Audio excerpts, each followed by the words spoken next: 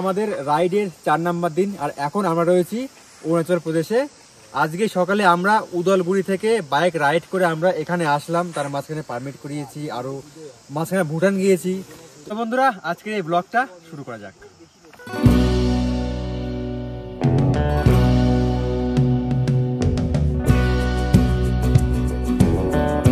আমরা আমাদের যে লসটা ছিল রাতে, এখান থেকে এখন আমরা বেরিয়ে যাব। এখন বাজে সকাল কটা বাজে, সকাল 7টা সাড়ে 7টার মতো বাজে, অনেক লেটই হয়ে গেল। তো এখান থেকে উদলগুড়ি থেকে আজকে আমাদের ডিস্টেন্স হচ্ছে দিরাং পর্যন্ত। তো ডিস্টেন্সটা ভালোই, কারণ পাহাড়ি এলাকা, কেমন রাস্তা বোঝা যাবে না জানি না। তো মোটামুটি সবাই দেখো রেডি হয়ে গেছে, চলো দোস্ত।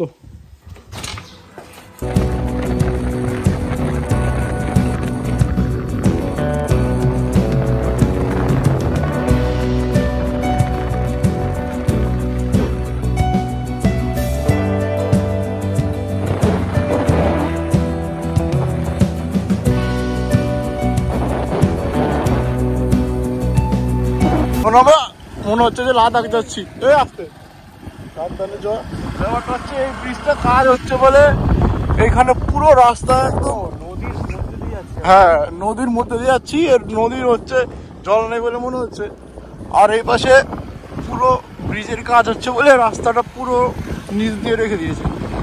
অনেকটাই রাস্তা, প্রায় 1-1.5 কিলোমিটার মতো রাস্তা পুরো।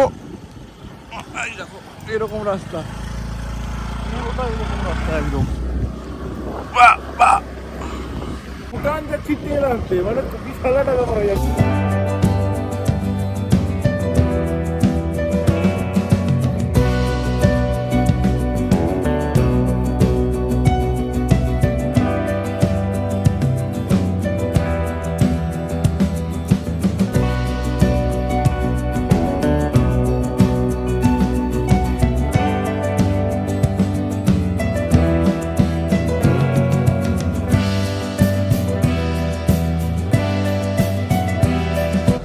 তো এটা হচ্ছে ইন্ডিয়া আর ভুটানের এরিয়া, মানে বর্ডার এরিয়া।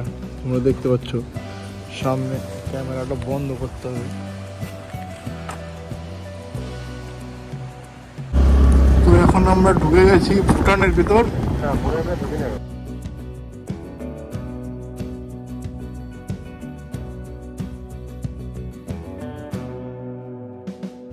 তো এইটা হচ্ছে মেন ভুটানের গেট। আমরা আসলাম ওখান থেকে। তো এটা হচ্ছে এন্ট্রি নিতে হবে। এখানে কথা বলতে গেছে কি লাগবে দেখে ড্রাইভার। কি কি লাগলো এখানে?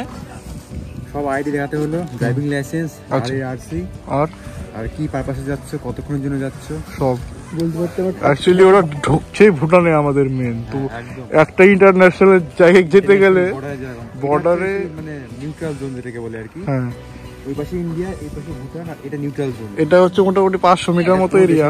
এই 500 মিটার এরিয়া পুরো নিউট্রাল। এখন আমরা ভুটানে আছি। একটা এক্সাইটিং ব্যাপার, ভুটানের ভিতরে ঢুকে রয়েছি। মানে আমরা মানে তেল ভর্তার জন্যই এসেছিলাম। আমরা জাস্ট 5 মিনিটের জন্য ভুটানে ঢুকেছি, ছবি তুলবো, তুলে আবার চলে যাবো। তো যাই হোক, এখানে ক্যামেরা কিন্তু অ্যালাউ না। আমরা যত সম্ভব তাড়াতাড়ি এখান থেকে বেরিয়ে যাবো, আবার লেট হয়ে যাচ্ছে আমাদের। এখানে একটা ফটো তুলে দিই।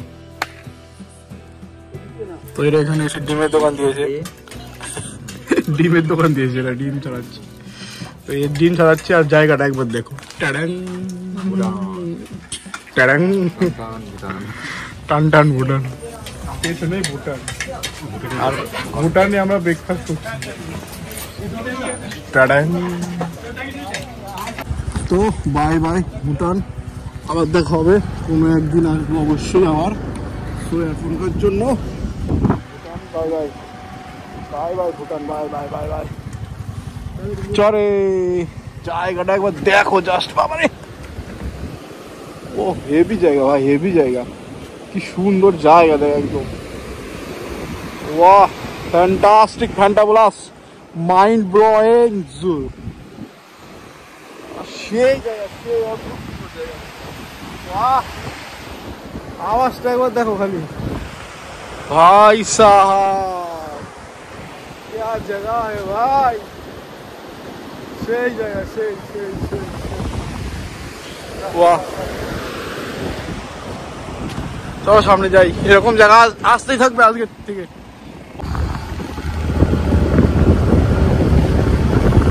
ऐसी जगह आते रहेंगे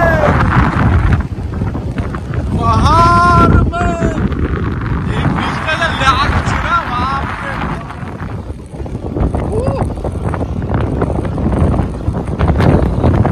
এরকম জায়গা এবার থেকে শুরু হলো, তারপর 4-5 দিন আমরা থাকবো, পুরোটাই এরকম।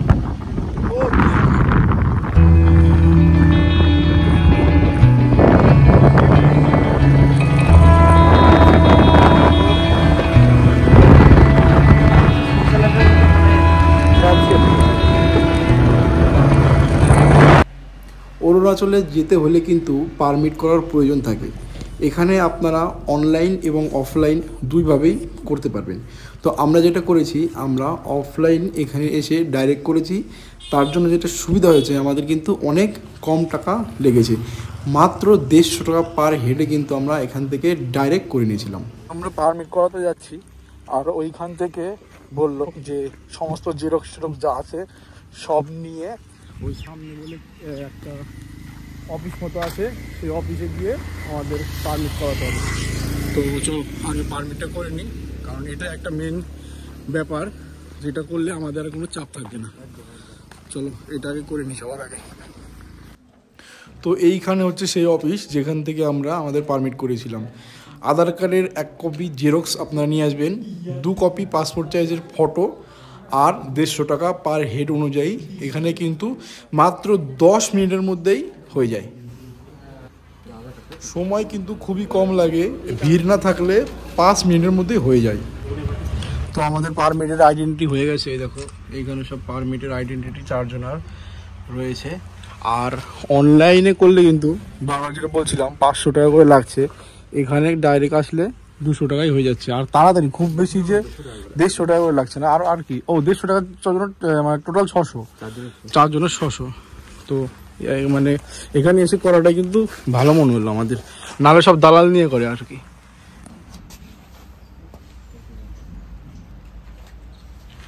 তো ডান পারমিট, চলো এবার।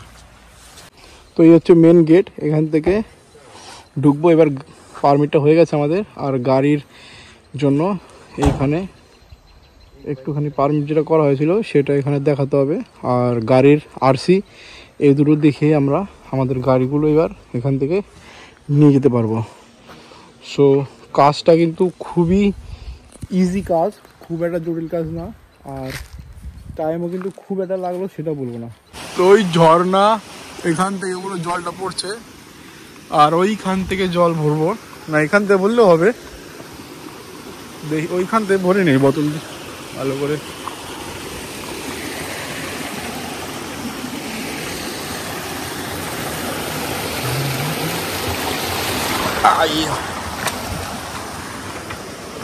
पिकनिक हो रहा है क्या भैया? पिकनिक हो रहा है क्या?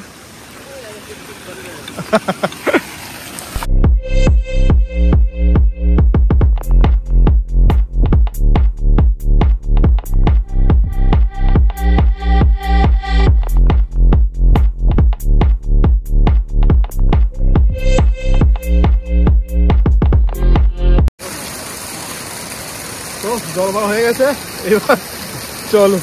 এখানে একটু দাঁড়ালাম, কি সুন্দর জায়গা দেখো, চারধারে পাহাড় পাহাড়, আর এই পাশটা একটা ক্রসিং মতো জায়গা আছে, অদ্ভুত সুন্দর জায়গা লাগছে। এই ঠান্ডা এই গরম এরকম লাগছে, মানে কন্টিনিউ দাঁড়ালে গরম লাগবে, কিন্তু গাড়ি চালানো শুরু করলে কিন্তু বিশাল পরিমাণে ঠান্ডা। বাহ, এগুলো কি ফুল জানো, পাহাড়ি ফুল, violet colour purple colour mixing, সুন্দর সুন্দর ফুল এখানে দেখা যাচ্ছে। অসাধারণ জায়গা একটা, সত্যি এসব জায়গায় না আসলে বোঝানো যায় না, মানে এখানকার স্মেল, হাওয়ার ঠান্ডা, আর্দ্রতা, মানে কি বলবো, হিট, পুরো জিনিসটাই একটা আমাদের সমতলের থেকে কিন্তু প্রচুর আলাদা, প্রচুর। তো ওটাই পাহাড়ের জন্যই ভালো লাগে, এত সুন্দর ওয়েদার, হাওয়া, আর এই দৃশ্য। এখানে হচ্ছে কমলা লেবুর গাছ দেখা যাচ্ছে, দেখো পাহাড়ের সাইডে। এইখানে পুরো একদম ঝর্ণা নিচে যাচ্ছে একটা, আর হচ্ছে এখানে কমলা লেবুর বাগান। আর এখন একটু নেটওয়ার্ক পেয়েছে, তাই যে যার মতো বাড়িতে ফোন করছে। এইখানে আমরা তো এই রাস্তাটা চলে যাচ্ছে কালাকটাঙে, আর এই পাশে রাস্তাটা যাবে চাঁদপুরা।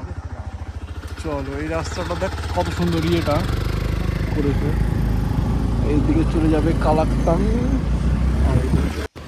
তো বাইকে গেলে এটা একটা মেন সমস্যা হয়ে যায় যে আমাদের পিঠ কিন্তু বিশাল লেগে যায়। আচ্ছা, তাই আমি আর তারক এখানে একদম ছটান করে শুয়ে পড়েছিলাম 5 মিনিটের মতো। আর বাদ বাকি সবাই এরা বাথরুম এদিক ওদিক করে তারপরে আবার সামনের দিকে রওনা।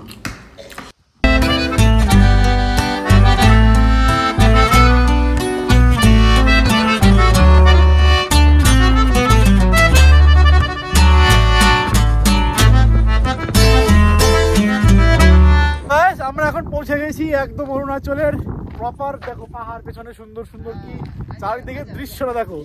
আর এরা হচ্ছে 3 ইডিয়টস এর পোজ দিয়ে ভিডিও তুলছে। আমরা এখন পৌঁছে গেছি এখানে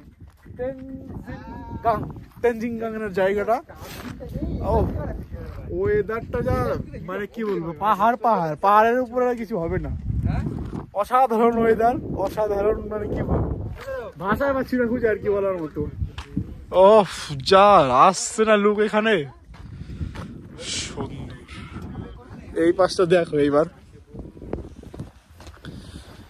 ও মাই গড, পুরো একটা ছোট্ট শহরের মতো এরিয়া, ফাটাফাটি। তো এবার এখানে একটু দাঁড়াবো, এখানে একটা হোটেল আছে, হোটেল থেকে আমরা এখন খাওয়া দাওয়া করবো। জাস্ট ল্যান্ডস্কেপটা দেখো, এখানে টোটাল ল্যান্ডস্কেপ একদম কাশ্মীরের মতো হয়ে গেছে, পুরো চেঞ্জ হয়ে গেছে। বিশাল ল্যান্ডস্কেপ, বিশাল সুন্দর। আর একটা সমস্যা হচ্ছে, এটা হচ্ছে বৃষ্টি পড়ছে হালকা হালকা, ঠান্ডা, বহুত ঠান্ডা। এখানে 12 ডিগ্রি ঠান্ডা আমার দেখাচ্ছিল, আধা ঘন্টা আগে দেখালাম 12 ডিগ্রি, কিন্তু আমার হিসাবে এখন 10 কি 9 হবে, এত ঠান্ডা হবে। চ দেখি কিছু আছে খাবার ভালো মন্দ। খালি আছে 140।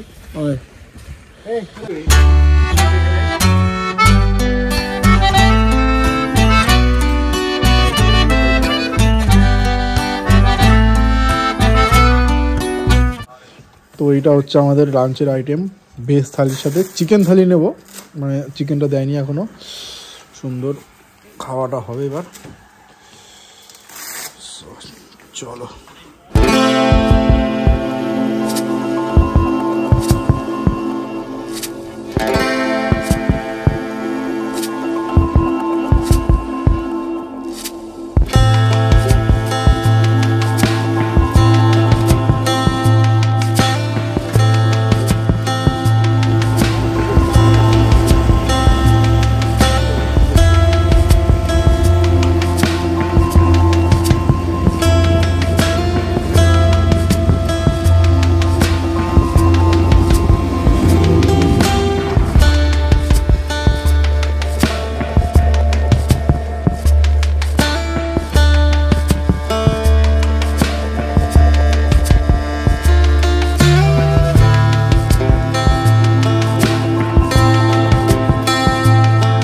তো গাইস, আমরা রুমে পৌঁছে গেছি। আমরা গুগল ম্যাপ দেখে বমডিল্লাতে একটা রুম আমরা বুক করেছিলাম 2000 টাকায়। রুমটা দেখতে পাচ্ছ, এই শীতের মধ্যে বাইরে প্রচন্ড শীত, এত অন্ধকার কিচ্ছু দেখাতে পাচ্ছি না।